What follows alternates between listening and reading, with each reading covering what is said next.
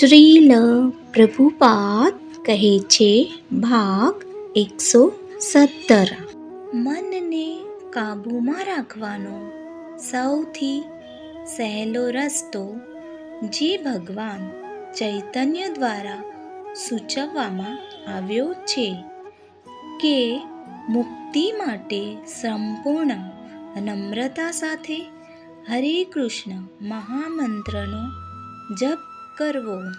જ્ઞાન શ્રીમદ ભગવદ્ ગીતા યથારૂપ અધ્યાય 6 શ્લોક 34ના અર્થમાંથી લેવામાં આવ્યું છે. श्री वृंदावन के इस पावन धाम से आपका सर्वदेव दास.